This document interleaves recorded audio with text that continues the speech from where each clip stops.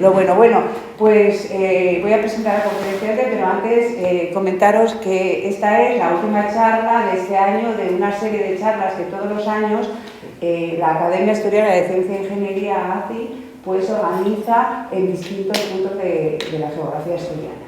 Entonces este año, pues dentro de las charlas nos ve muy bien, pues ya hemos estado en Naviana primero, después hemos estado en Infiesto, la semana pasada en Navia y esta vez, por último, estamos en Trineo, cosa que no resulta muy agradable porque nos parece un pueblo precioso, por lo menos a mí. Y bueno, en este caso, pues la charla va a versar sobre el envejecimiento. Va a estar impartida por José María, ahora os lo presento y os digo todas sus bondades, pero bueno, de lo que va a tratar la charla es que obviamente el envejecimiento está aquí, todos, por Dios que envejezcamos todos, pero tendremos que ver el modo en que envejecemos. Cada vez la vida se alarga más, pero no es solo tener vida, sino también la calidad de la misma, ¿no? Cómo queremos envejecer. Bueno, pues de todo ello nos va a hablar José María Pérez Freije, que es catedrático de Bioquímica y Biología Molecular de la Universidad de Oviedo y además es miembro del Instituto Universitario de Oncología del Principado de Asturias. Y desde junio de 2020 coordina el área de investigación de envejecimiento medicina.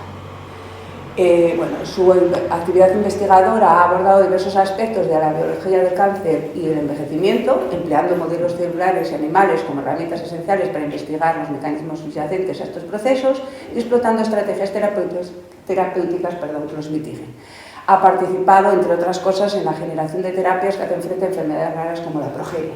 Y gracias a todo este trabajo, pues ha publicado más de 100 artículos científicos en revistas de la calidad de Nature Genetics, Nature Medicine y Cell, y además ha doctorado numerosos trabajos de grado, así como más de 10 tesis doctorales. No sé si, seguro que me dejo muchas cosas en el tintero, uno de los mayores especialistas en este tema, pues vamos a tener el privilegio de escucharlo. Muchas gracias. Muy bien. Muchas gracias.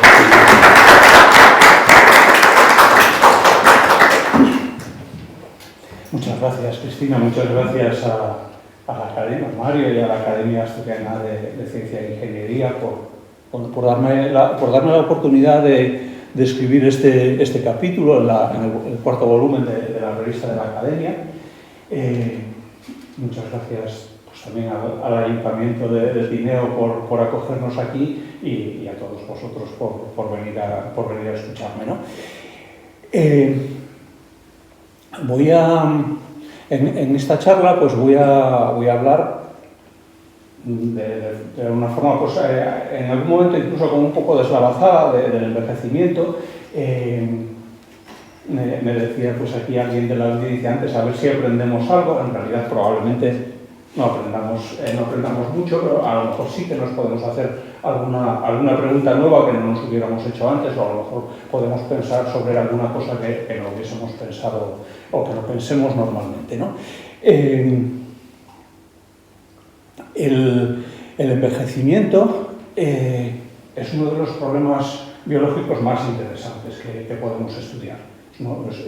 El envejecimiento y el cáncer pues, son dos problemas biológicos y sanitarios extremadamente importantes médicamente, socialmente, económicamente y también científicamente.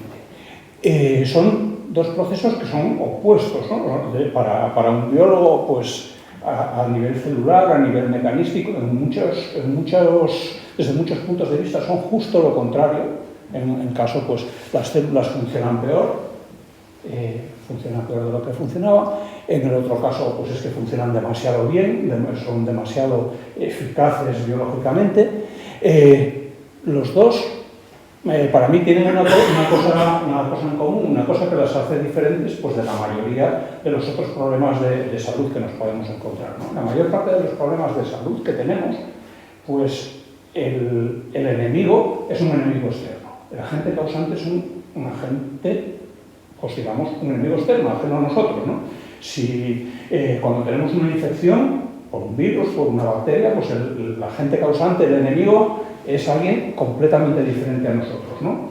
El COVID pues, es un virus diferente. Entonces eso los hace relativamente fáciles de combatir, ¿no? Cuando tenemos un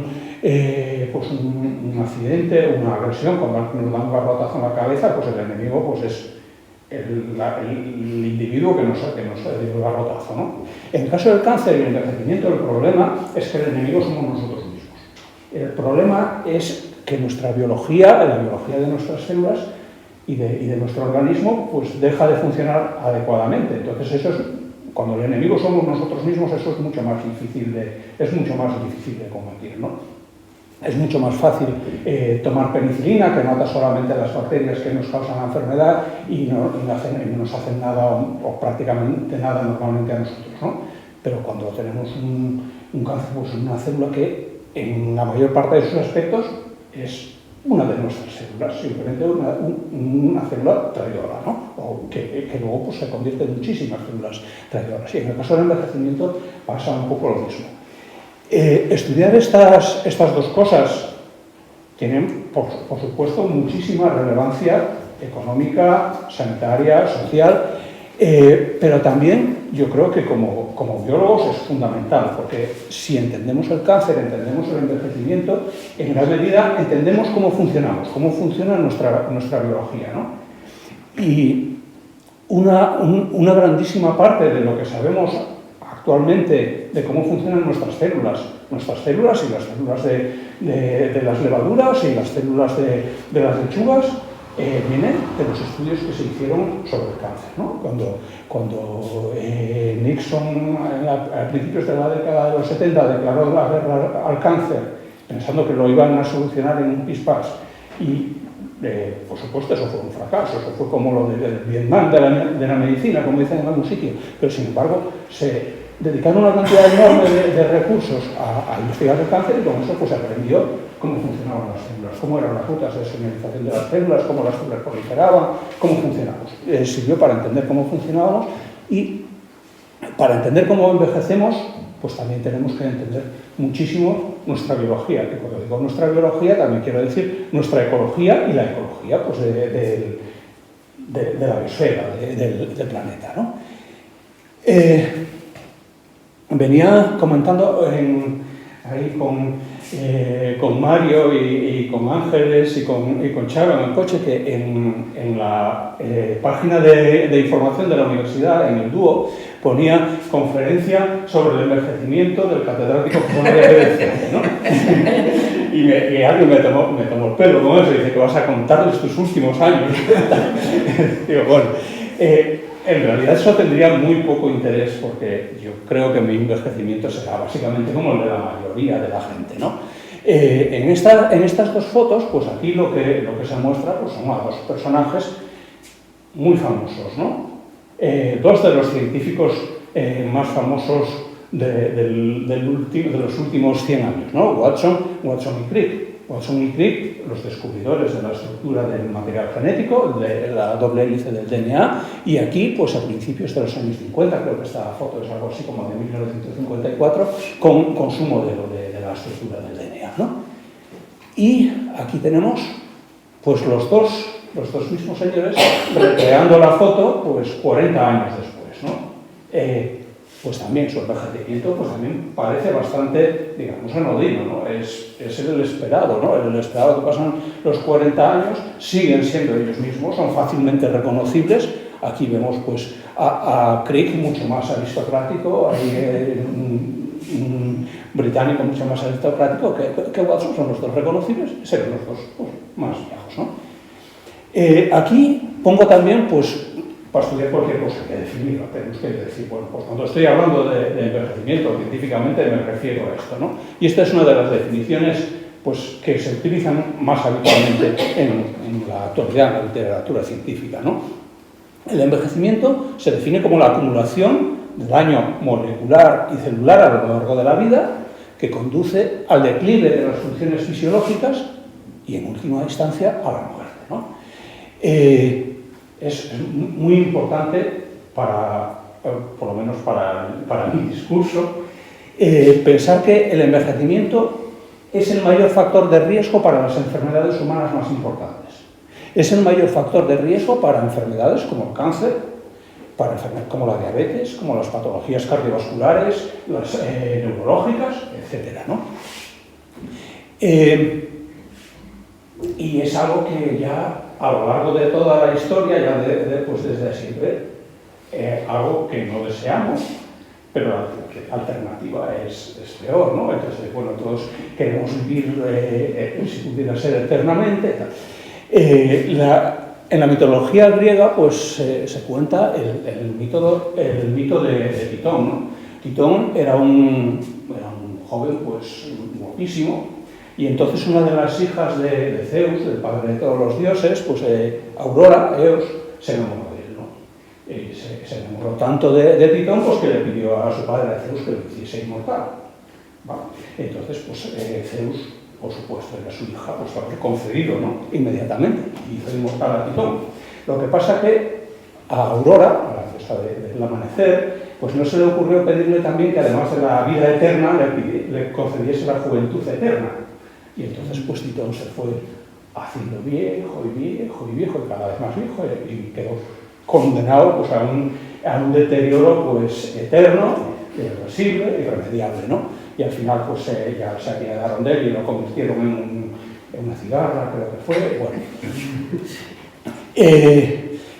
En la parte derecha de la diapositiva, y es la segunda figura de este capítulo, lo que se muestra es cómo cambió la esperanza de vida en España pues, a lo largo de los últimos, no sé, 150 años o algo así, ¿no? Y veis que el cambio fue espectacular. El cambio fue de una esperanza media de vida de menos de 40 años a finales del siglo XIX, pues pasamos a mediados del siglo XX a una esperanza de 75 años y luego a partir de ahí va aumentando, sigue aumentando todavía, mucho más lentamente, hasta, pues ahora estamos pues un poco por encima de los 80 años, ¿no? Vale. ¿Cuál es el problema, el peligro que tenemos? Pues que nos aproximamos un poco a Titón, ¿no? O sea, que vivamos mucho tiempo muy viejos, o sea, que vivamos mucho tiempo con poca salud, ¿no? En esta gráfica se muestra cómo aumenta la probabilidad de morir de distintas enfermedades con la edad, ¿no? Y esta gráfica, pues, no sé, Ángeles rápidamente se dará cuenta de la trampa, ¿no? O sea, es una escala logarítmica, ¿no? O sea, que aquí, pues, no es que al año siguiente tenemos el doble de probabilidad de que ocurra, sino que pasamos pues, de 10 o menos de 10 muertes por 100.000 habitantes a los 20 años, pasamos a los 40 años pues a 100, ¿no? Y luego hasta 1000 y así sucesivamente, ¿no? Esto que aquí parece lineal en realidad es exponencial, ¿no? Bueno, pero lo que vemos es que la probabilidad de enfermedades cardíacas, la probabilidad de cáncer, la probabilidad de casi todas estas enfermedades muy graves, muy importantes médicamente, pues va aumentando con la edad, ¿no? En algunas de ellas, por ejemplo, aquí tenemos el Alzheimer, la demencia senil más importante, pues por debajo de los 50 años es prácticamente inexistente y a partir de ahí pues también va aumentando rápidamente, ¿no? Hay algunas cosas en las que este aumento tampoco es que sea constante, ¿no? Y si nos fijamos en el cáncer, pues el cáncer hasta un poco menos de 80 años la probabilidad de morir de cáncer aumenta exponencialmente y luego a partir de ahí deja de aumentar, ¿no? Vemos que a partir de los 80 años, pues en las etapas finales de la vida, el aumento, digamos, de la probabilidad de morir de cáncer desaparece, ¿no? No quiere decir que desaparezca la probabilidad de tener cáncer, sino que deja de aumentar, ¿no? Entonces, pues la situación a lo largo de la historia y de los tiempos más recientes sería una cosa aproximadamente así, ¿no? Pues hace 5.000 años el envejecimiento era un problema muy pequeño para la humanidad, porque la probabilidad de vivir más por encima de los 25, de los 30 años era muy baja.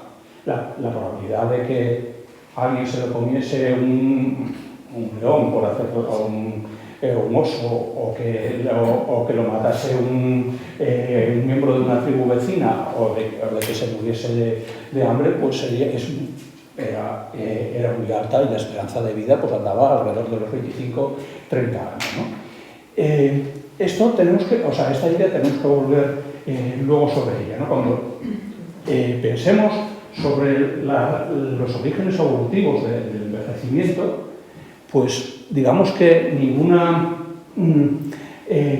variante genética que cause envejecimiento está seleccionada en contra.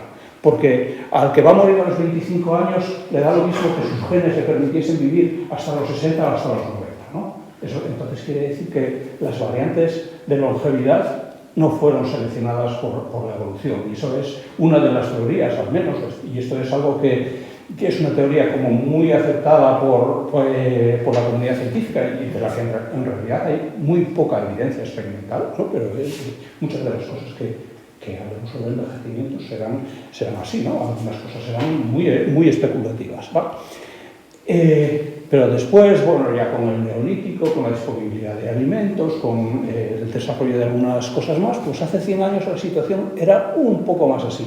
Esto sería, en esta etapa, pues sería el envejecimiento subclínico, sin enfermedades, simplemente que vamos envejeciendo, pero sin mayor problema de salud. Y luego al final, pues un periodo muy corto de enfermedad. ¿Por qué? Pues porque el que me enfermaba se moría, ¿no? Si alguien tenía una neumonía, por supuesto se moría. Alguien tenía una enfermedad infecciosa grave, pues se moría y ya está, ¿no? Y en la actualidad, pues toda esta etapa previa, pues sigue muy parecido y en algunos aspectos yo diría que incluso peor, ¿no?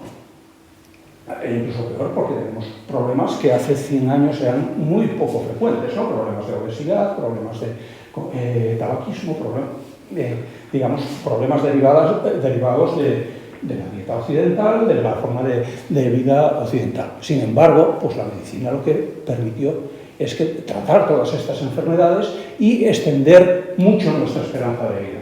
Pero extender mucho nuestra esperanza de vida en esta zona de aquí, en esta época de aquí, en el que la salud ya es, pues digamos, significativamente peor, ¿no? El objetivo sería que en toda esta etapa, en la que el envejecimiento es subclínico, pues pudiésemos actuar, retrasar el envejecimiento para retrasar la aparición de estas enfermedades. Si es posible vivir un poco más, Sobre todo, pues vivir lo mejor posible, ¿no?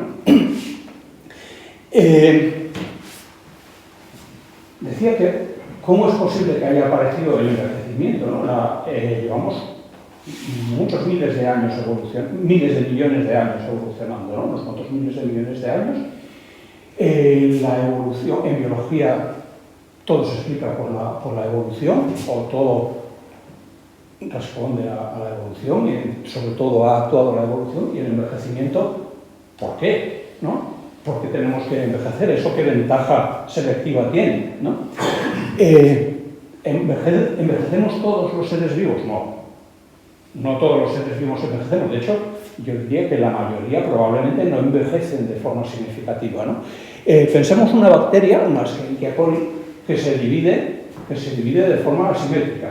Tenemos una célula y esa cuando pues tiene suficientes recursos, suficiente material, pues se divide en dos. Una célula madre se convierte en dos células hijas idénticas.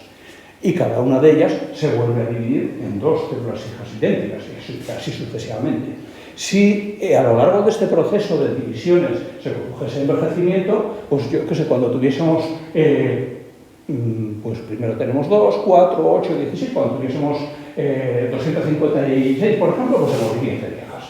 Y entonces desaparecería la especie. Eso no sería viable con la biología, eso no podría ser posible para esta especie, ¿no?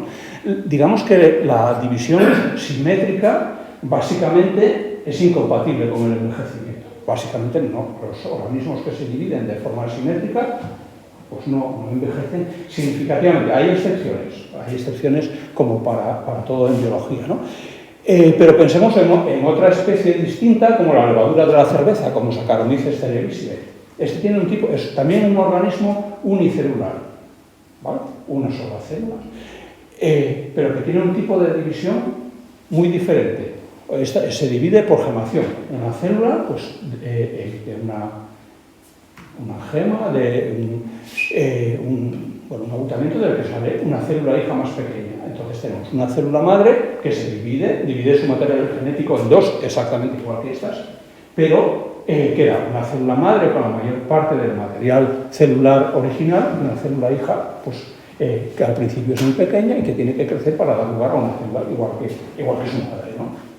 Entonces, pues esta célula, con cada división, pues va acumulando también, y a lo largo de su vida, va acumulando daño, va acumulando cicatrices, ¿no? Los expertos en levaduras pues, conocen bien las cicatrices que aparecen en las células de levadura y con eso pues, pueden saber, pues, digamos, de alguna manera su edad. Cuando tiene una cantidad de daño suficiente, pues llega un proceso de senescencia en el que ya no se vuelve a dividir y bueno, pues acaba desapareciendo, ¿no?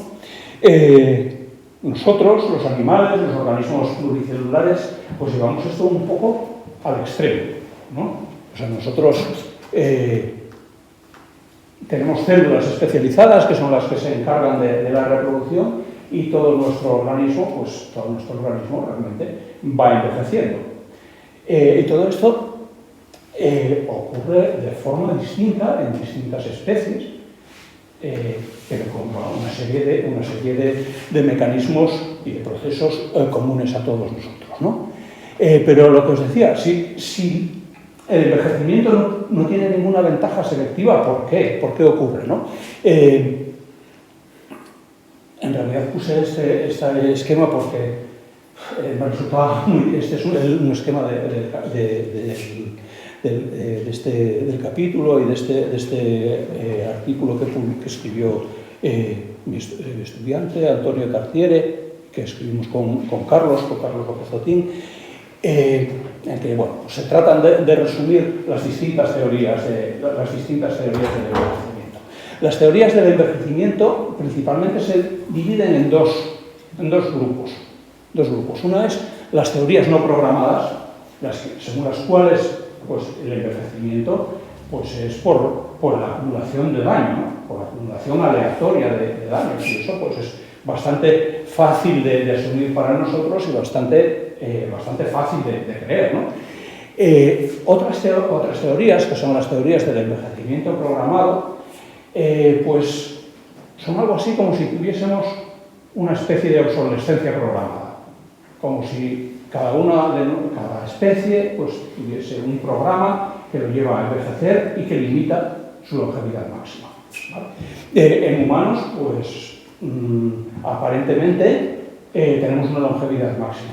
Tenemos una longevidad máxima, pues que incluso en condiciones óptimas, pues es muy difícil que alguien pase de los 115, 120 años que hay, pues hay contadísimas personas en el mundo que se sepa fehacientemente que han vivido, pues eso, muy poco más de esa edad incluso, ¿no? La explicación, o sea, dentro de un poco de todo esto, la explicación evolutiva, digamos que serían un poco como de dos tipos, ¿no? Una es la del soma, la teoría que se conoce como del soma prescindible. Los seres vivos tenemos una cantidad de energía y de recursos limitada y entonces tenemos que dedicarlos pues, a lo que más nos interesa, biológicamente, evolutivamente, ¿no? Si la probabilidad de que se nos coma un león antes de los 50 años es del 90%, pues no nos interesa, nos interesa mucho más dedicar nuestros recursos energéticos y materiales pues, a ser muy rápidos, a reproducirnos eficazmente, a defendernos de los leones y de nuestros competidores, que a mantener muy bien nuestro organismo, que a evitar muy bien todo el daño oxidativo, todo el daño todo el daño genético, todo lo que se pueda arreglar. Entonces, pues esa es una de las explicaciones, ¿no? Un poco parecida a esa es otra explicación que es la de la pleiotropía antagonista. Y es que, bueno, pues los genes habría genes, habría variantes que pues serían muy favorables a edades tempranas. Claro, todo lo que se ha seleccionado antes de la etapa reproductiva, pues la gente que sea seleccionada tiene descendencia y entonces esas variantes se mantienen. Si esas variantes son deleterias en etapas post-reproductivas de la vida, pues eso ya no está seleccionado en contra, ¿no? Entonces, digamos que esa sería la otra explicación. Estas teorías y entender estas, bueno, pues para la mayoría de nosotros tienen una importancia relativa. Desde luego, como biólogos, pues son preguntas fascinantes, ¿no? Son algunas de las preguntas más fascinantes como biólogos que nos podemos hacer. Para entender, y esto, bueno, pues para muchos de vosotros lo que diga a continuación en realidad es un poco de perogrullada, me excuso, que son un poco de simplezas, pero está bien pensarlo de todas formas, ¿no? Normalmente nos vemos así, ¿no? Normalmente cada uno de nosotros nos consideramos un individuo, un ente biológico, ¿no? Pero pues también biológicamente seríamos más bien así, ¿no? Más que un individuo seríamos un enjambre, ¿no? Tenemos que pensarnos en muchas ocasiones como un enjambre, ¿no? No un individuo solo, sino miles de millones de individuos, ¿no? Como lo mismo que este enjambre está formado por muchísimas abejas, incluso con funciones distintas en la colonia, pues ahora hay zánganos, obreras, reinas, etcétera, pues nosotros también, ¿no? Nosotros estamos formados por células y para entender cómo funcionamos tenemos que tener presente que la unidad biológica, más que el individuo, es la célula, ¿no? Y eso es necesario para entender procesos como el cáncer o como el envejecimiento. Tenemos aproximadamente 40 billones de células. 40 billones de células humanas. Aproximadamente otras tantas células de otras especies, ¿no? En nuestra microbiota. Antes se decía que sería el doble o el triple, es aproximadamente este número. 40 billones de células.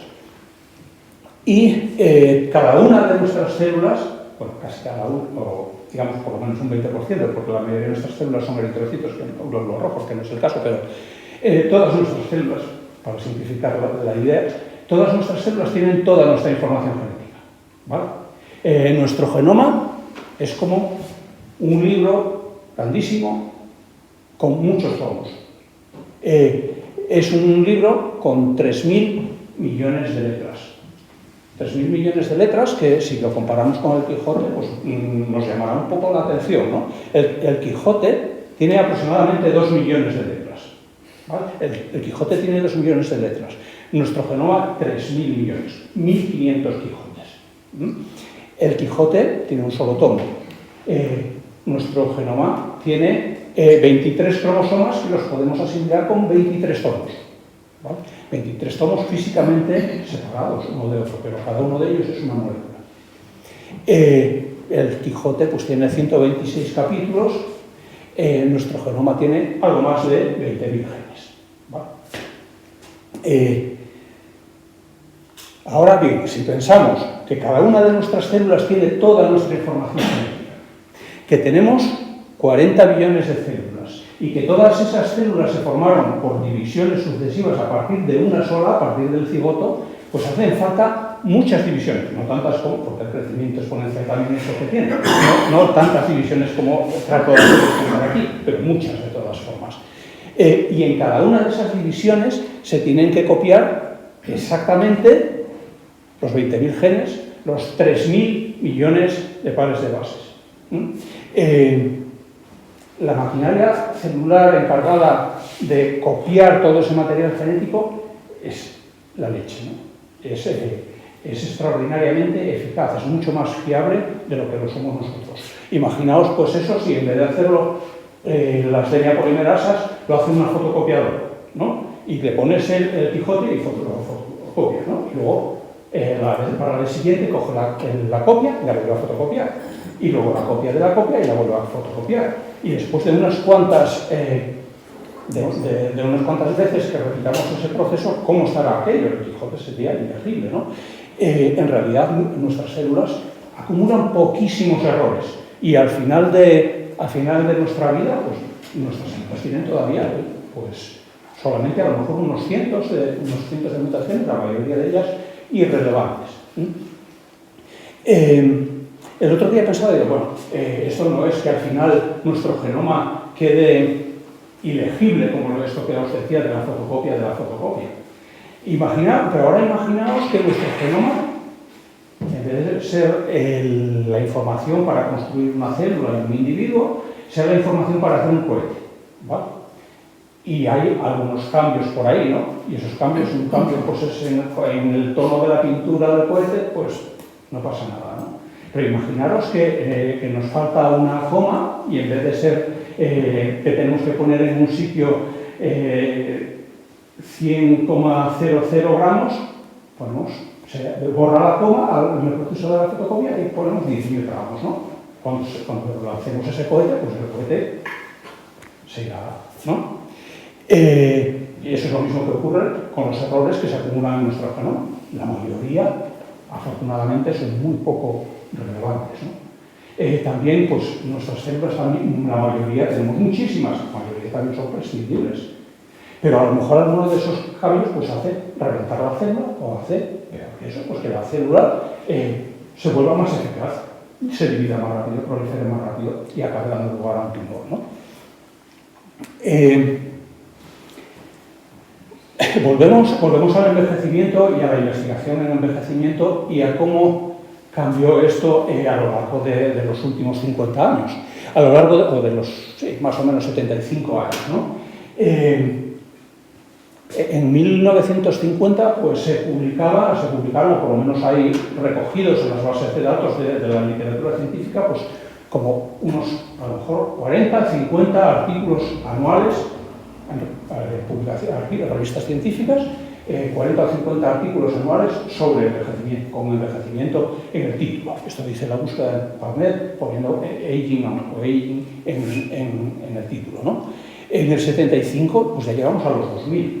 En el 2000 pues ya llegamos a los casi 10.000, ¿no? Esto fue creciendo y creciendo y creciendo exponencialmente.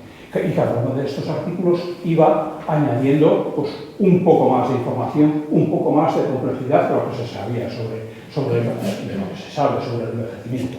Ahora estamos pues, por los más de 40.000 artículos al año artículos científicos al año sobre envejecimiento. Eso ya os podéis imaginar pues, que incluso ya con leerlos todos pues ya tendríamos bastante que hacer, ¿no?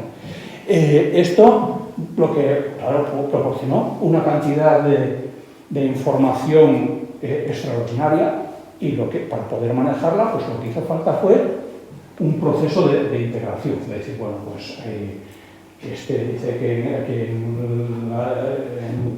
envejecimiento son frecuentes estas mutaciones, o que se activa este proceso, este cambio metabólico. Y esto, pues, este proceso integrador, lo que llevó pues, fue a Carlos López Otín y a otros cuantos investigadores europeos a proponer, primero en 2012 y luego una versión todavía un poco más completa en 2023, lo que se conocen como las claves o los hallmarks del envejecimiento, ¿vale?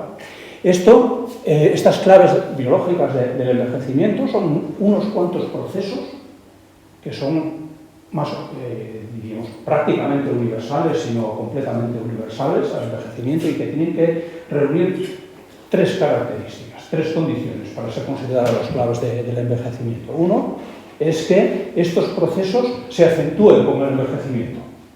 El otro requisito es que estos procesos, si los agravamos, el envejecimiento se acelere. Y el tercer requisito es que si los paliamos, el envejecimiento se retrasa. Pues que cumplan estos tres requisitos de agravarse con el envejecimiento, de que su mejoría pues, sea beneficiosa y que su agravamiento sea perjudicial, lo cumplen hasta ahora que se hayan reconocido pues, estas claves, ¿no? Claves que se clasifican en claves primarias, claves antagonistas y claves integradoras. Las claves primarias son procesos de daño y son directamente causantes del envejecimiento, corresponden a la acumulación de distintos tipos de daño que contribuyen al proceso del envejecimiento de forma directa, ¿no? Sin embargo, luego las claves antagonistas tienen un comportamiento dual, porque las claves antagonistas son procesos que se activan en respuesta a las claves activadoras a las claves primarias, y que en principio, y cuando se activan de una forma suficientemente moderada, son beneficiosos, contrarrestan el proceso, ¿vale? Pero cuando ya se pasan un poco de frenada, pues contribuyen al mismo, ¿no? Tienen este comportamiento bifásico que en biología pues es muy frecuente, ¿no? Y luego finalmente tenemos las claves integradoras, que se activan en respuesta a las otras, a las primarias y a las antagonistas, y que tienen un efecto, que son las responsables últimas del proceso del envejecimiento, ¿no? Entre las claves primarias tenemos algo que ya hemos estado discutiendo ahora, ¿no? La inestabilidad genética, ¿vale? La acumulación de mutaciones y la acumulación de mutaciones en un proceso pues, autocatalítico. O sea, cuando tienes más mutaciones, pues eso hace que se acumulen más mutaciones todavía, ¿no? La segunda clave la podríamos englobar en las anteriores. La segunda clave es el acortamiento de los telómeros, ¿no? Veíamos que nuestro genoma está organizado en 23 tomos, en 23 moléculas. 23 moléculas muy grandes, pero solamente 23 moléculas o 23 pares de moléculas. Y cada una de estas moléculas es una molécula lineal, que tiene un principio y un final. Y en medio, pues a lo mejor, 250 millones de bases, ¿no? En el proceso de replicación del DNA, la maquinaria de replicación, que como os decía, es muy eficaz, es buenísima, muy fiable, tiene un defecto, y es que no es capaz de replicar los extremos, ¿vale? Porque cuando llega al extremo no tiene dónde engancharse para replicar. Y entonces cada vez que una célula nuestra se divide, los cromosomas se van acortando, ¿vale? Y eso funciona como una especie de reloj. O sea, si pues, en un momento que son demasiado cortos, que se pierde material, imaginaos que estamos en el ejemplo del Quijote, ¿no? Para ver lo de los telómeros y cómo tiene que funcionar. El Quijote todos sabemos cómo empieza, ¿no? En un lugar de la Mancha, de cuyo nombre, si en la primera vez que lo transcribamos perdemos en un lugar de la Mancha, pues empezamos ya directamente de cuyo nombre no quiero acordarme, ¿no? Y así, ¿no? A un hidalgo etcétera, ¿no? ¿Qué podemos hacer? ¿Qué hizo la biología muy sabiamente para solucionar esto? Pues poner antes en un lugar de la Mancha de cuyo nombre no quiero acordarme, poner bla, bla, bla, bla, bla, bla, bla, bla, un montón de veces, ¿no? Entonces, si ponemos bla, bla, bla, bla 10.000 veces, pues si pierdes una vez 100 bla, bla, bla, no pasa nada. Y la vez siguiente otros 100 y no pasa nada, ¿no? Llegaría un momento que, bueno, todos esos bla, bla, bla, esto es una simplificación,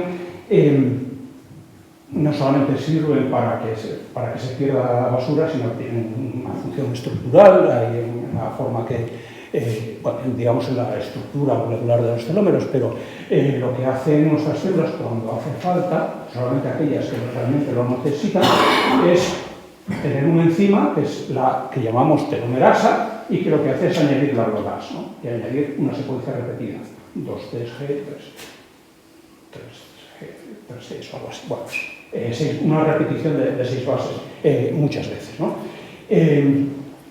¿Qué pasa?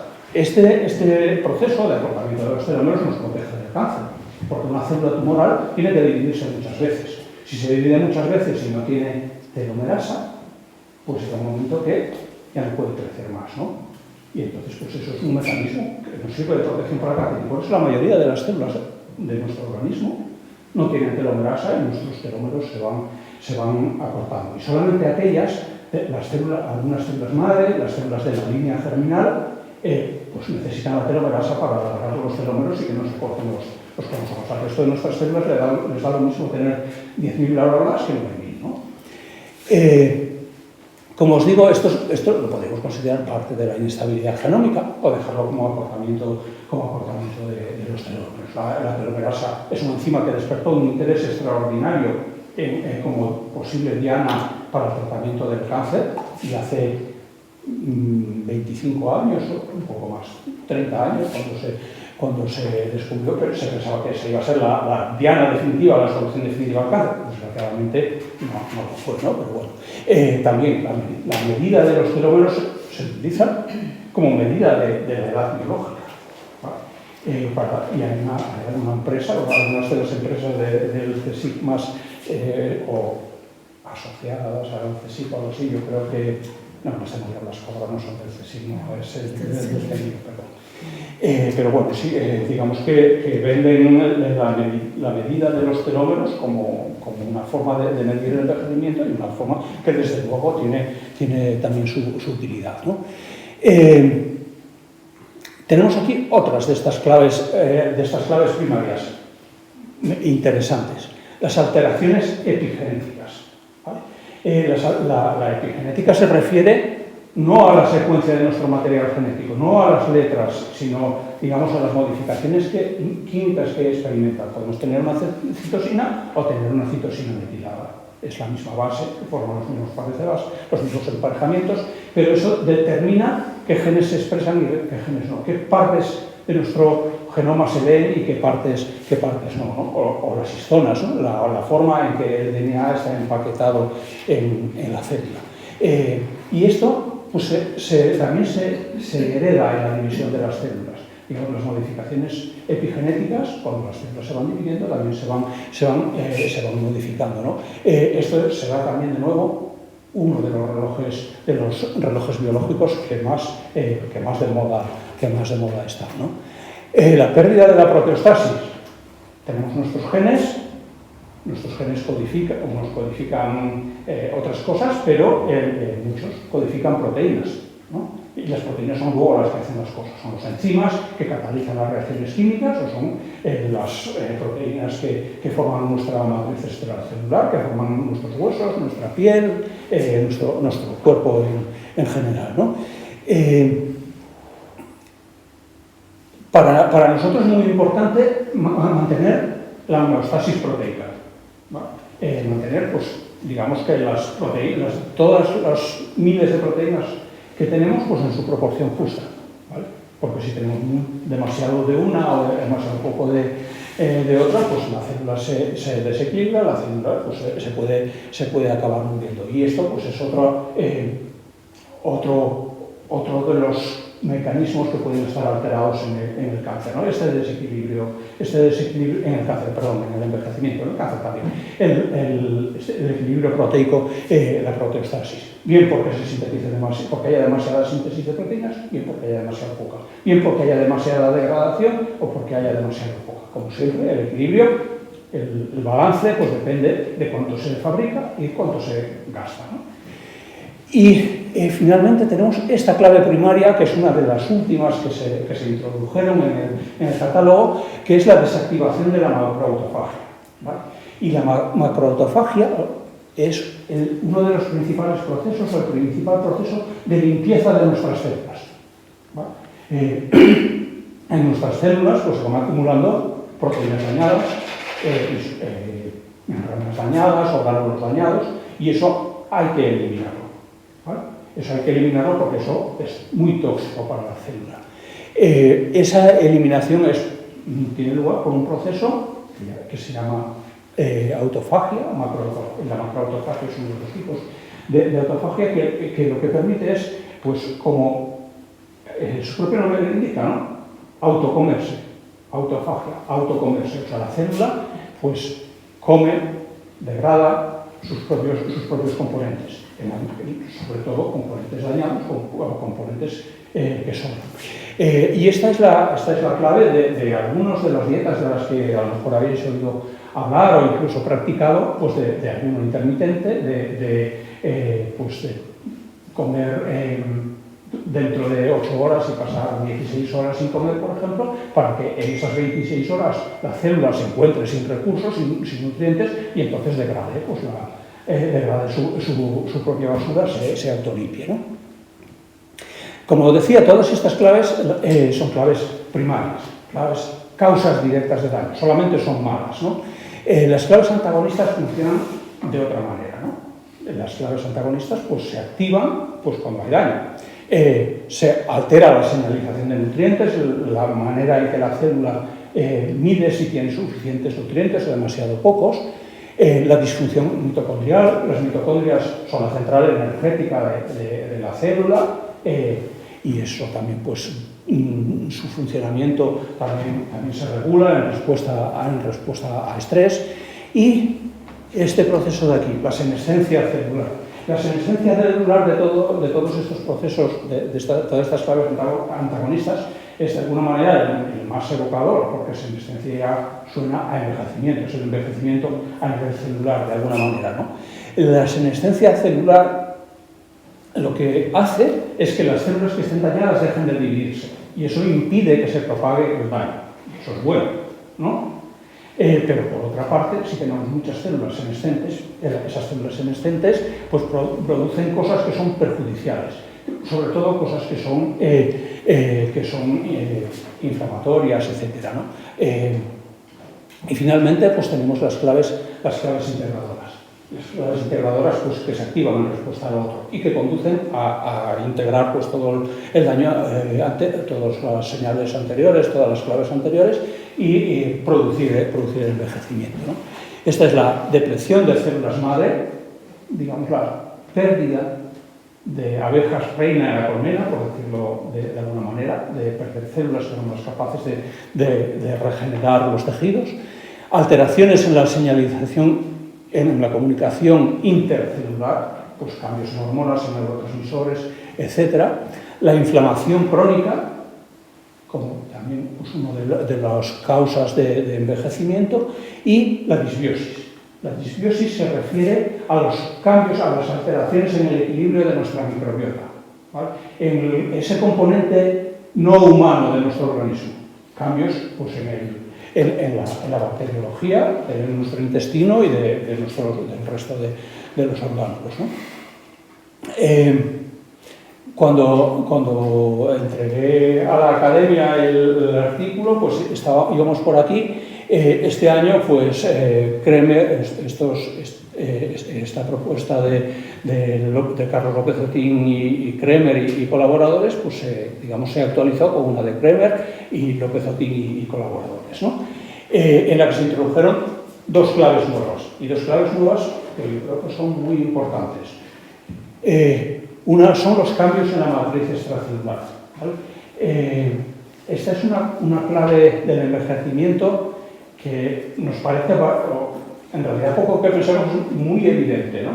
Una de las, digamos, de los síntomas del envejecimiento, una de las cosas por las que reconocemos a alguien como envejecido es por las arrugas, ¿no? Y de los tratamientos anti-envejecimiento que más se venden, pues son las cremas de colágeno y cosas así, el componente mayoritario de la matriz extracelular.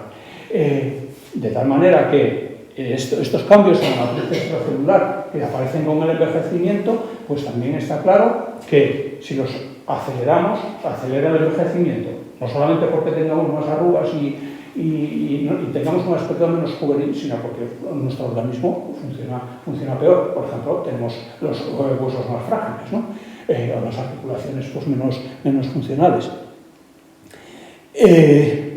Y la última clave es una clave más compleja, es una clave más social, es el aislamiento psicosocial, ¿vale? Con el envejecimiento perdemos la capacidad de interaccionar con nuestro entorno. Por ejemplo, esta señora que pongo aquí en la diapositiva, que no oye, ¿no? Una persona que no oye, pues se aísla, ¿no? Se comunica menos con la gente. Comunicarse menos con la gente también hace que sea, pues, menos feliz, ¿no? Que su bienestar personal sea peor, ¿no? Con lo cual entramos de nuevo en un proceso que se autocataliza, ¿no? O sea, que se autoactiva. Os ponía al principio, pues, que todos envejecemos más o menos igual, pues, los que estamos aquí igual son iguales, ¿no? Y esto es verdad solamente hasta cierto punto. O sea, en realidad hasta aquí estábamos poniendo y estábamos pensando, como siempre, que el envejecimiento es un proceso uniforme, es un proceso lineal, es un proceso irreversible. En realidad no es nada de todo eso, ¿vale? ni es uniforme, ni todos envejecemos al mismo ritmo, y de hecho nosotros mismos lo vemos. Cuando nos encontramos, por ejemplo, pues yo qué sé, al profesor Acuña, y decimos, hombre, profesor Acuña, qué joven estás, ¿no? No, pues anda, que tú estás hecho una yaceria, pues no envejecemos todos igual. Pero hay casos en los que esta diferencia es mucho más dramática, ¿no? Y esos casos son, por ejemplo, los síndromes de envejecimiento acelerado. Personas pues, que envejecen a una velocidad que puede ser 4, 5, 10 veces más rápida. Estos síndromes de envejecimiento acelerado, que a veces muchas veces les llamamos progerias, progeria del niño, progeria del adulto, pues se clasifican en dos grupos. Y si lo pensáis, pues dan dos motivos bastante lógicos de envejecer demasiado rápido, ¿no? Todos ellos son por algún defecto genético. Algún defecto que hemos heredado de nuestros padres, que bien puede ser de nuevo, que puede ser que esa mutación pues, apareció justo en el cigoto al que dio lugar a nosotros, o que ya se había heredado pues, de padres y de abuelos, ¿no? Como digo, los síndromes de envejecimiento acelerado pueden estar causados por defectos en la reparación del DNA. Esto es lo más lógico. Si nuestras células no reparan el material genético de forma eficaz, pues lo más lógico es que acumulemos daño genético y eso hará que envejezcamos más rápido. Estos son estos tres síndromes los más frecuentes, no son los únicos, hay bastantes más, pero bueno, estos son los más conocidos. El síndrome de Werner, el síndrome de Bloom, el síndrome de Cockayne. Estos síndromes suelen estar asociados, además, a un aumento en la predisposición al cáncer. Algunos síndromes de cáncer hereditario pues son en realidad síndromes producidos por mutaciones en genes de este grupo, ¿no? Aquí tenemos pues, una imagen de una persona, una chica, con síndrome de Werner cuando tenía 15 años, cuando tiene 48 años. ¿No? Esto se llama la progeria, de este grupo es la más conocida, la más típica, se llama la progeria del adulto, porque las personas llegan a adultas y es de adultos cuando realmente se ven envejecidos, ¿no? Por otra parte tenemos lo que llamamos laminopatías progeroides. Son enfermedades progeroides de envejecimiento acelerado que están causadas por defectos en la estructura del núcleo, en la estructura de la envuelta nuclear que protege al material genético, ¿vale? Y de estos, pues el más conocido, el más típico, el que más veces podéis haber encontrado por ahí en la prensa, es el síndrome de Hutchinson-Gilford. Cuando hablamos de progeria nos referimos a este síndrome habitualmente. HGPS, síndrome de progeria de Hutchinson-Gilford, ¿no? En este caso son mutaciones en este gen, en el gen de la lamina A, el gen LMNA, y provocan pues, daños en la envuelta en la estructura del núcleo, y los pacientes, los niños que tienen esta enfermedad, se mueren de viejos, básicamente, pues a los 14, 15 años normalmente. Es una enfermedad que es extremadamente rara, o sea, es un síndrome ultra raro, y habrá a lo mejor actualmente en el mundo como a lo mejor 150 personas, 200 personas con este síndrome, ¿no? Este gen, el MNA, pues, si nos da tiempo, pues hablaremos algo más de él, si no, pues lo dejamos, tampoco quiero hacerme especialmente pesado y que me cojas demasiada manía, ¿no? Otro síndrome progeroide parecido, y este lo describimos en el laboratorio de Carlos López Ocín. Síndrome de Hutchinson-Gilford se llama así por los descubridores del síndrome, los médicos que lo describieron, HGPS. Este se llama síndrome de Néstor y Guillermo, por los dos únicos pacientes que se conocieron en ese momento, ¿no? Néstor luego Guillermo acudieron al laboratorio para ver qué les pasaba, a ver si ellos tenían una progeria de HGPS, ¿no? Y no tenían HGPS, tenían NGPS, ¿no? Tenían progeria de Néstor y Guillermo, porque era una mutación completamente diferente, en otro gen completamente diferente, pero que también está implicado en la estructura y en la dinámica de la envuelta nuclear. Y este gen, vamos a quedarnos también con él, este gen se llama BANF1, y la mutación es la mutación A12T. Esta mutación, para los que no estéis familiarizados, pues se refiere que el aminoácido de la proteína codificada por este gen, el aminoácido 12, en vez de ser una alanina, que es un aminoácido de tantos, pues se convierte en una teronina. Es un aminoácido bastante parecido, pero que tiene un grupo hidroxilo de unas características diferentes, ¿no? Bueno, pues en el GPS está causado por una mutación en BANF1, como encontramos pues, secuenciando el genoma codificante de estos pacientes, ¿no? También hay diferencias en la velocidad a la que envejecen las distintas especies. Eso nos puede aportar claves acerca de los mecanismos y acerca del envejecimiento y de la longevidad, ¿no? ¿Qué tiene de distinto, por ejemplo, o qué tiene de especial el solitario George? El último ejemplar de esta especie extinta ya, cuando se murió George, el solitario George, ya pues, se extinguió la especie, era el último ejemplar que quedaba de una tortuga de esta especie de los Galápagos, que se llama Chelonoidis abindoni, que vive más de 100 años, ¿no? Y era una tortuga gigante, una especie de tortugas muy grandes, ¿no? Pues solitario George lo que tenía era unas, entre otras cosas, el estudio del genoma, pues encontró algunas cosas muy interesantes, como unos cambios, unas peculiaridades en la señalización intercelular por modificaciones o por variantes en el gen del receptor de un factor de crecimiento que se llama IGF, ¿vale?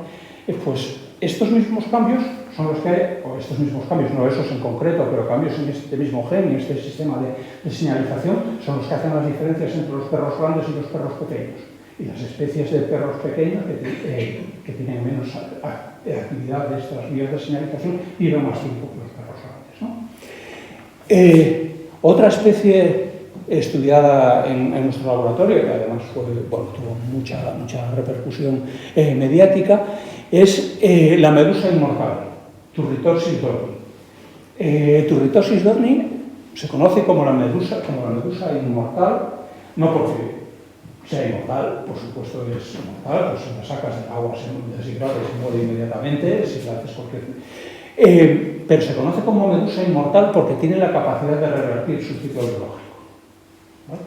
Una medusa adulta es capaz de contraerse y convertirse en una forma mucho más juvenil, que es la forma pólipo, ¿vale? Y ese pólipo pues, puede dar lugar a nuevas medusas, y esas medusas en condiciones de estrés y de forma tampoco es frecuentemente, ni es que eso esté ocurriendo continuamente, pero es un tipo de capacidad que hay muy pocos organismos que la tienen, pues como esta especie, ¿no? Entre los mamíferos, pues en nuestro laboratorio se estudió también estos peces, que se llaman los peces reloj. Y esto pues es puramente coincidente, o sea, es una pura coincidencia, no es que sea por la edad, sino que se llaman así, ¿no? Tenemos el reloj mediterráneo y el reloj atlántico. El reloj mediterráneo, el reloj plateado, el reloj atlántico, el reloj anaranjado. Son dos especies muy parecidas, pero que tienen una diferencia muy importante. Uno, el pez mediterráneo, vive 10 años aproximadamente. El pez atlántico puede vivir 25 veces más, 250 años, ¿no? Pues el estudio del genoma de estos peces dice, ¿qué cosas hay que puedan hacer? Pues que un pez viva 25 veces más que otro, ¿no? Este pez, pues lo que tiene es, aparte de un metabolismo diferente, porque vive en aguas más frías, más profundas, lo que tiene es mucha mayor capacidad de reparar el DNA, tiene mucha mayor capacidad de reparar daños, ¿no? Y luego tenemos, y esto es un trabajo que está actualmente en marcha, que no está publicado, que pues es una primicia en muchos aspectos, estas dos especies de ericios. El erizo verde, que tiene una esperanza de vida, digamos, de unos 4 años, y el erizo rojo, que vive, en vez de 4 años, 100. ¿Vale? Pues la comparación del genoma de estos de estos erizos, pues le reveló pues, una serie de cosas. Incluso hay otro grupo que también lo publicó y encontró pues, una serie de diferencias, genes de reparación, genes de... pero hay una que a nosotros nos resulta muy interesante, porque os acordáis de Néstor y Guillermo y el gen que tienen mutado, que se llama Banfuno. El erizo verde, que vive 4 años, tiene una copia de Banfuno, muy parecida a la nuestra. El erizo rojo tiene 8. ¿No? En vez de tener una copia de Banfuno, tiene 8 copias. Todavía no sabemos las implicaciones que tiene eso, pero para nosotros, desde luego, es extraordinariamente sugerente, ¿no? Pero más sugerente todavía es que el Banfuno de este erizo y de otros erizos que viven más tienen una variante que es parecida a la que tienen Néstor y Guillermo. Es paradójico, ¿vale? Estos animales que viven mucho más parece que tienen una mutación. Esto en biología a veces se llama una anomalía de Dozansky, ¿no? Que pues digamos que lo que es patogénico en una especie es lo normal o incluso beneficioso en otra, ¿no? Néstor y Guillermo tienen una mutación que es A12T, ¿no? Estos erizos pues tienen una mutación que es A12S, ¿no? La S y la T entre los aminoácidos son de los aminoácidos más parecidos. La peculiaridad que tiene uno, que es que tiene un grupo de hidroxilo, es lo mismo que tiene el otro, ¿no? Son 2 aminoácidos muy parecidos. Entonces, bueno, pues esto es algo en el que tenemos que profundizar mucho más y tendríamos que ponernos un poco las pilas, ¿no? Y luego, pues todo esto nos lleva a realmente lo que nos interesa, ¿no? A las intervenciones frente al envejecimiento. Y en esto, pues como todo, pues hay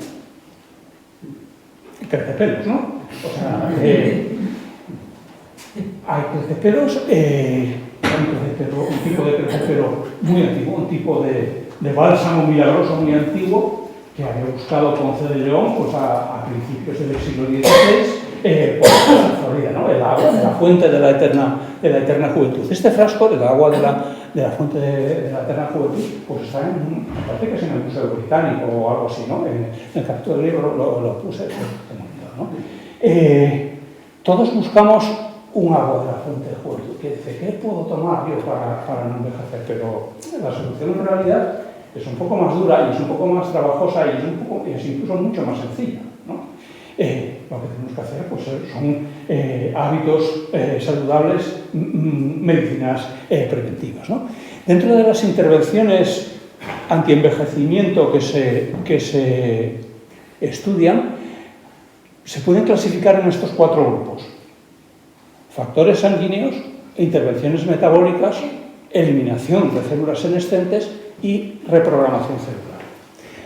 Vamos a ir viendo parte por parte y haciendo algún comentario de ellos, ¿no?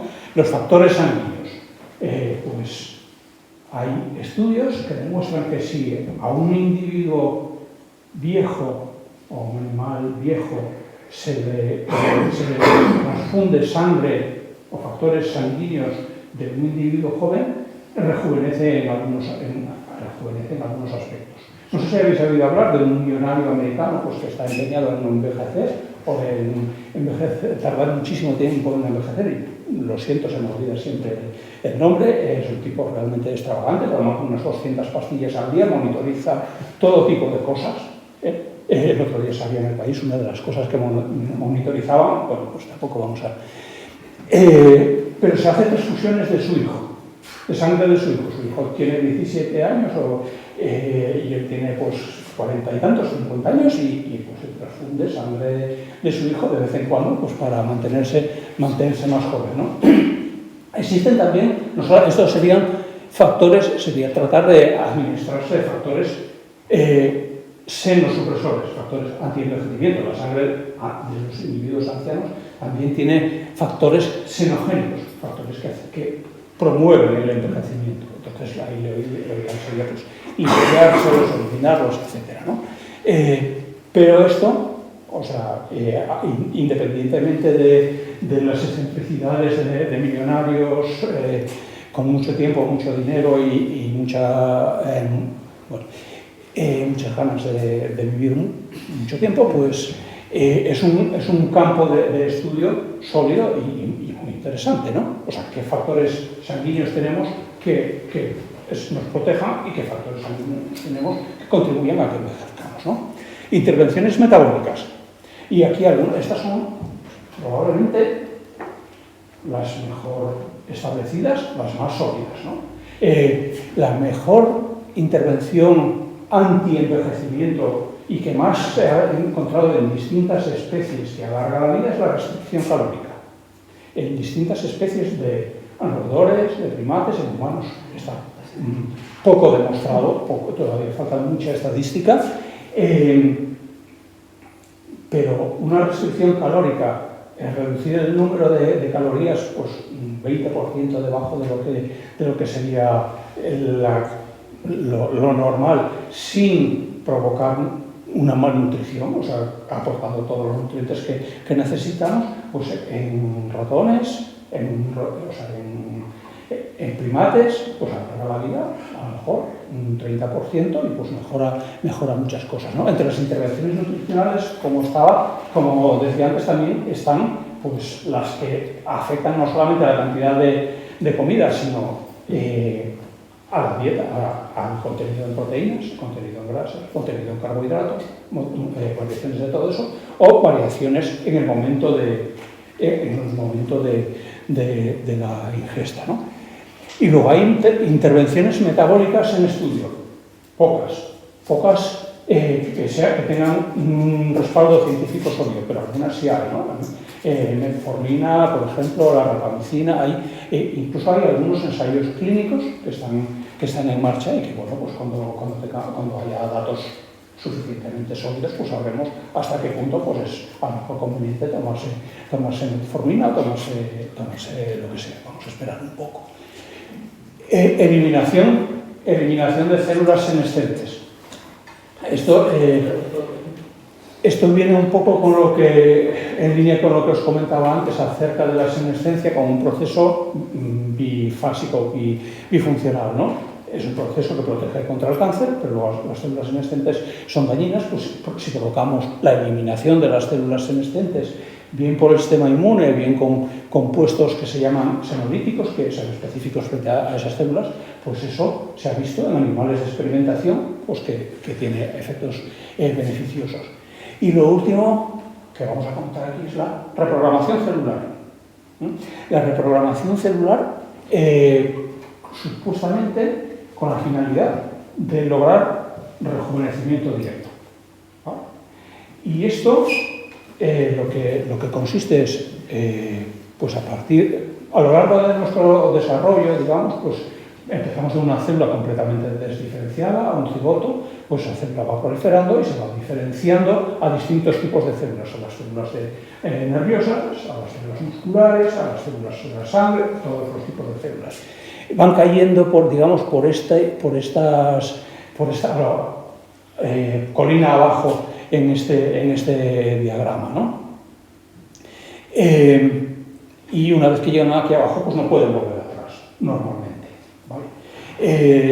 Shinya Yamanaka, pues lo que demostró es que con solamente 4 factores de transcripción era posible volver atrás. A partir de una célula adulta diferenciada, convertirla en una célula madre embrionaria.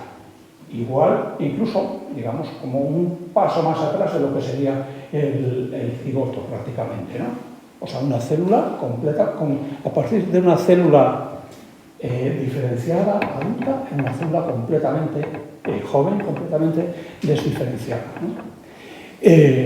Obviamente no podemos hacer esto, ¿no? Si cogemos y nos tomamos algo que desdiferencie nuestras células y las conviertan en IPS, pues pasamos de ser una persona normal y corriente, o más o menos normal y corriente, a una masa de células madre, ¿no? Eso no nos interesa para nada, ¿no? Pero esto demuestra una cosa que ya sabíamos, que el rejuvenecimiento celular es posible, ¿vale? Y lo sabíamos todos, y somos todos conscientes de ello porque lo vemos continuamente, ¿no? En la vida, o sea, eso pasa continuamente en cada generación. En cada generación, a partir de una célula, a partir de 2 células adultas, de personas de a lo mejor 30, 40 años, se forma un cigoto que tiene una edad 0 años, ¿no? ¿Vale? Y eso pasa en la naturaleza en cada generación. ¿Qué ocurre? ¿Eso qué implica? Implica un rejuvenecimiento extremo, total, absoluto, y también una desdiferenciación total, absoluta. Entonces, digamos que para lograr esto como intervención anti-envejecimiento, lo que hay es que disociar esos dos procesos. Hay que conseguir el rejuvenecimiento, pero sin la desdiferenciación, ¿no? En este esquema en realidad es un poco redundante con lo de antes, pero nos hace pensar, o la idea, por lo menos esa era mi intención, sobre cómo funciona la medicina tradicional. La medicina tradicional lo que hace es que cuando tenemos enfermedades, muchas de ellas al final de nuestra vida, cuando ya el envejecimiento comienza a ser clínico, pues estas enfermedades las tratas y las curas o las cronificas. Y entonces pues este periodo de baja salud se extiende, ¿no? Y esto es lo que permite hacer la medicina tradicional. Por supuesto, también la medicina tradicional puede actuar por aquí, ¿no? y eliminar pues, enfermedades por ahí agudas.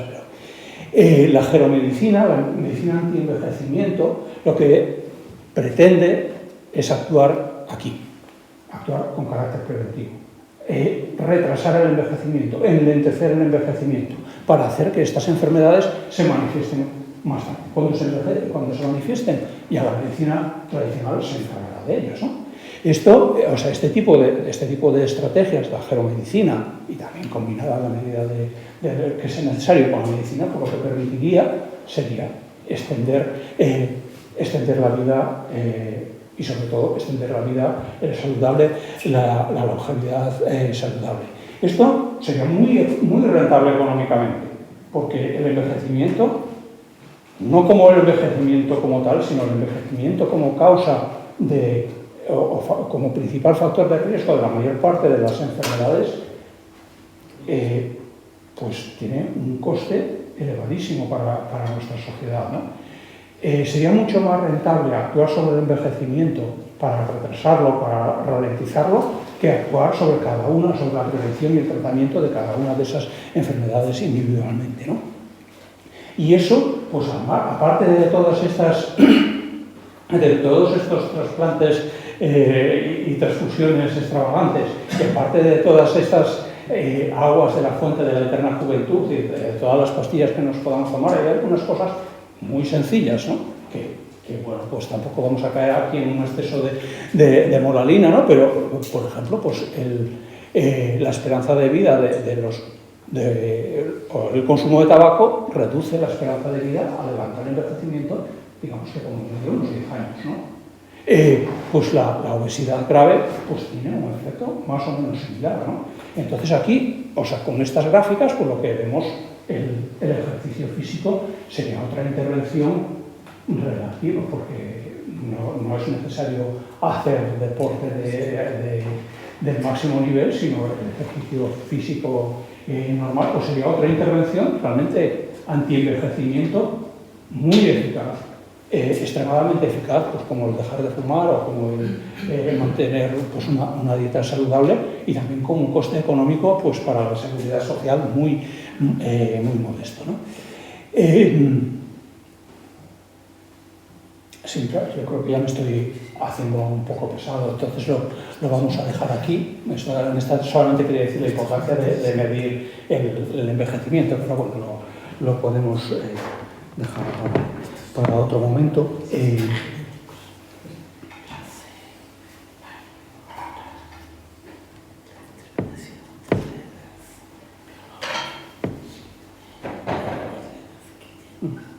Simplemente pues quería dar las gracias a la mayor parte de la gente de nuestro laboratorio que estuvo implicada en el trabajo que iba a contar aquí, que iba sobre todo pues, a Carlos López Otín, a Gloria Velasco, pero también pues, a Antonio Fuello, a Víctor, a Xose, algunos de los más jóvenes, y también una mención muy especial a Sami Basso, ¿no? Sami Basso está en esta foto.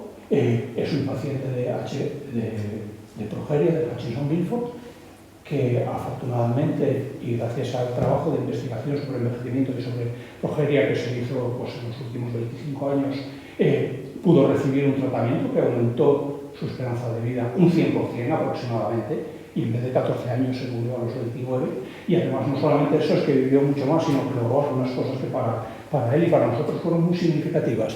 Sami Baso estudió biología, estudió su propia enfermedad, hizo su trabajo de fin de grado sobre la misma, se graduó en biología en la Universidad de Padua, estuvo en nuestro laboratorio pues, trabajando, haciendo experimentos con ratones, que las tenía una dice, mira, este ratón es como yo, porque es su misma mutación, ¿no? Esta es una imagen de ya hace 6 o 7 años, en que está Carlos con Sami Baso y aquí distintas personas del laboratorio. Carlos está, esta es una foto más reciente. Muchas gracias por...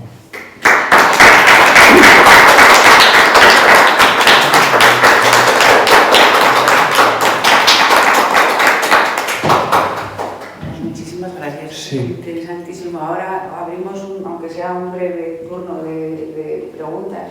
No sé hasta qué hora tenemos.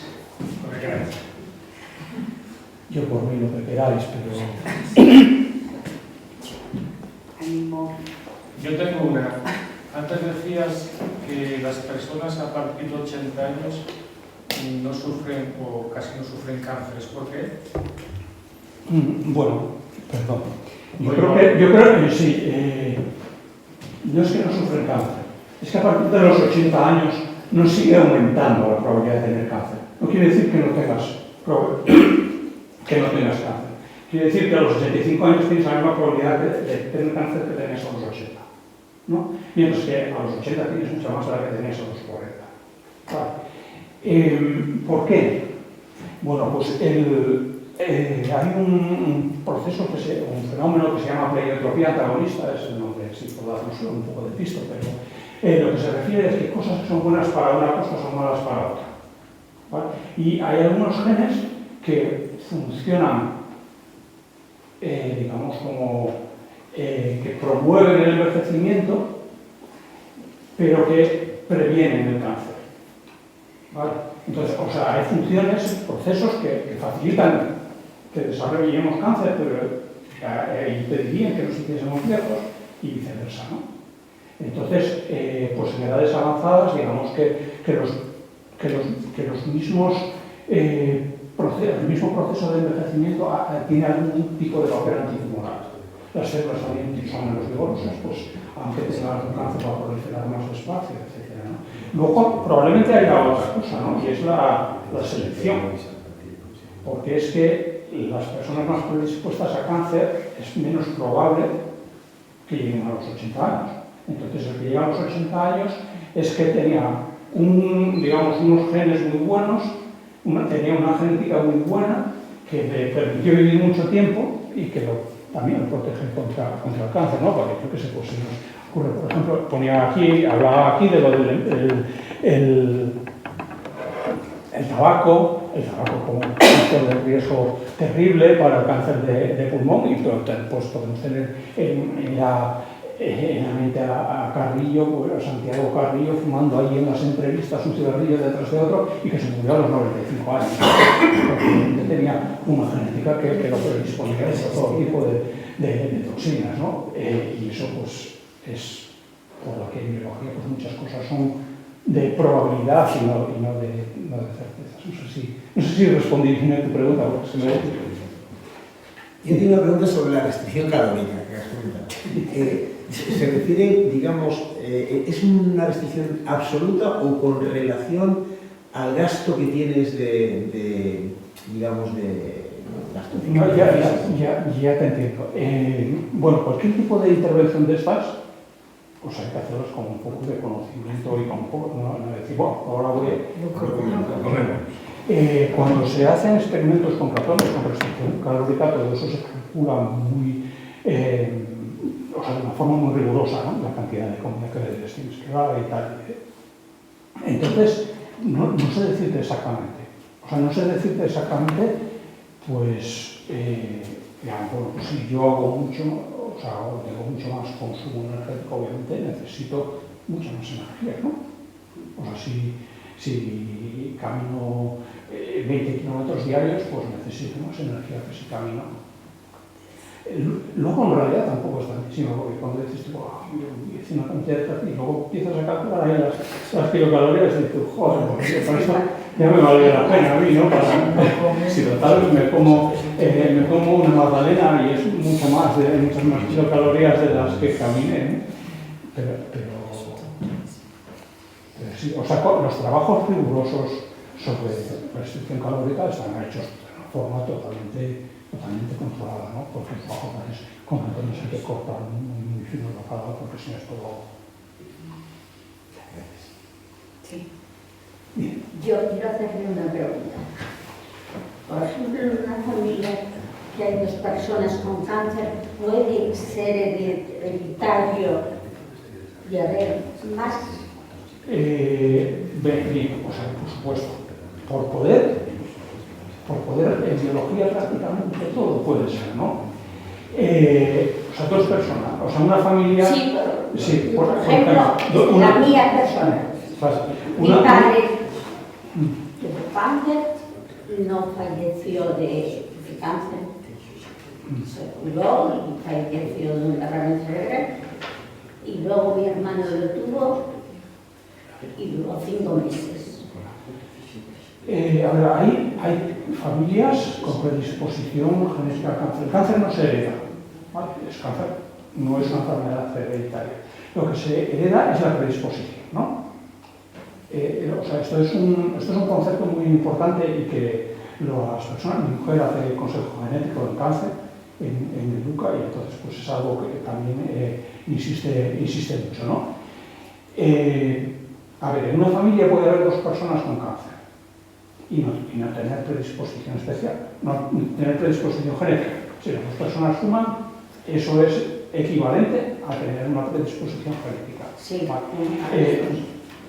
Si esas 2 personas viven al lado de una fábrica que está echando todo el día un humo ahí no sé qué, pues tienen una predisposición, pero no es genética, ¿no? Luego puede ocurrir por casualidad, ¿no? O sea, por casualidad, pues, por lo que me dices, tu padre y tu hermano tuvieron 2 tumores que se comportaron muy distinto, ¿no? O sea, pues uno que no fue grave, digamos. Uno fue en el estómago y el otro fue metástasis de pulmón.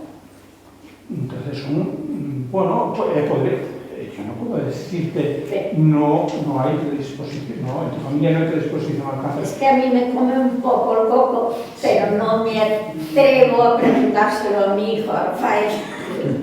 No me atrevo a hablarlo con él. No, pero ese tipo de cosas está muy bien hablarlas, ¿no? O sea, entonces, o sea, en esto no te podrían hacer un estudio genético a ti a ver si tienes predisposición al cáncer. Porque eso habría que hacerse a la persona que tuvo cáncer. O sea, eso habría que habérselo hecho a tu padre o a tu hermano, ¿no? Porque una variante hereditaria, si es dominante, pues cada persona tiene una probabilidad del 50% de haberla. Entonces, si te secuencian a ti, pues aunque tu padre tuviese una mutación de predisposición al cáncer, pues tú puedes tenerla o no. Y entonces, no sé, secuenciarte a ti, no se sabe, porque no se sabe tampoco qué variante era la que tenía él. Entonces, o sea, en relación al cáncer, pues hay algunas cosas que, o sea, claro, te come el coco, nos come el coco a todos, pues eso, ¿no? Tener una predisposición al cáncer. Pero, o sea, más importante que la predisposición genética, pues son los hábitos de vida, ¿no? O sea, el llevar una vida saludable, una dieta saludable, no tener hábitos tóxicos, ¿no? Pues ya con tabaco. Sí, ellos eran fumadores los 2. Entonces eran fumadores los 2. Sí. Bueno, entonces el factor de riesgo era ese, es que como decía, mi mujer hace consejo médico del cáncer, ¿no? Y me aconteció un día de los nervios para casa, ¿no? Tenía una paciente, una mujer con predisposición a cáncer de mama y tenía una mutación muy desgraciada, como Angelina Jolie, ¿no? Y nada, pues la mujer se iba a quitar las mamas y se iba a quitar los ovarios y estaba fumando, ¿no? Vamos a ver. O sea, es que fumar, o sea, no, es que voy a hacer. Vamos a ver, ¿estás dispuesta a quitarte las mamas y a quitarte los ovarios y no estás dispuesta a dejar de fumar? Por favor, un poco de seriedad, ¿no? De eso tienes que hacerlo inmediatamente, ¿no? Es interesantísima toda la cuestión, Gracias. pero yo creo que vamos a dejarlo aquí. Muchísimas gracias y ha sido un honor estar aquí.